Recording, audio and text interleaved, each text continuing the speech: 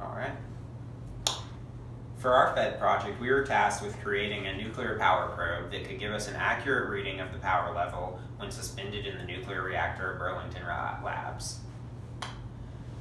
To do this, we had to research shrink-off radiation, which is a phenomenon in which, during nuclear fission, a reactor core will emit a blue glow with an intensity proportional to the power level that the reactor is operating at. The requirements of our probe were that it used PVC pipe of 10 to 12 feet length and 1 to 2 inches in diameter. The probe itself had to be waterproofed and use either a photosensor or photodiode to get the reading on the light. These are some of the parts we used at the beginning before we assembled it. Alright, we ended up using a photodiode for ours. Then we sealed off one end of the PVC pipe with a plexiglass sheet and used epoxy to seal it and connect two 5-foot PVC pipes to get one 10-foot one. We suspended the photodiode with wires hanging out one end while the diode was against the other end with the plexiglass sheet. We had one chance to test it on test day at Burlington Labs, where several groups took theirs in and read the power levels at given times, then had to calculate one mystery power level. Okay. We had two requirements for the probe. First, that it needed to be waterproof, and the second, that it needed to have a photosensor that turned light into current. For the photosensor, we decided to get a sensor that had a blue light filter which turned only blue light into current. For the waterproofness, we had to figure out a way to waterproof the probe. It was recommended that we use a piece of acrylic to seal off one end and attach it to the PVC. We decided to use water-weld epoxy, which is meant to work with acrylic and PVC. However, it seems that we were not able to get the proper seal and were incapable of letting the probe go underwater.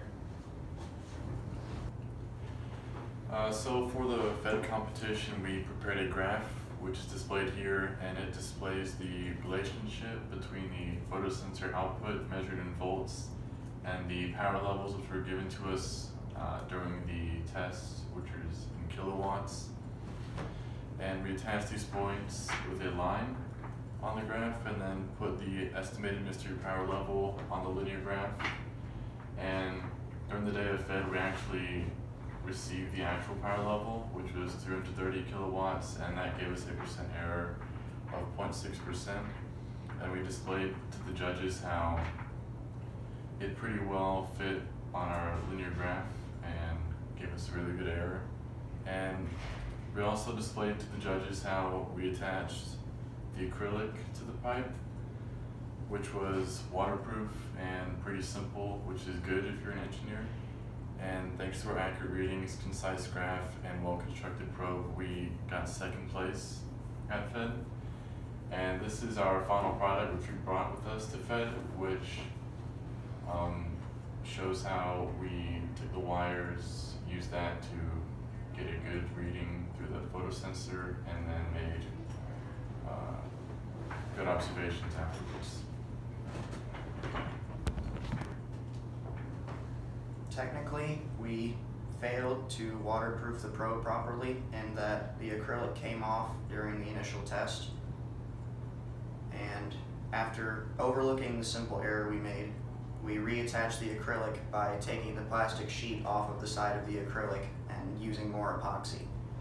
So, taking account for simple errors like that, there are also a couple other things you could do to probably optimize this build process. Like, ideally, it would just be easier to have a single 10-foot length of PVC instead of having to take the extra waterproofing step of connecting two pieces.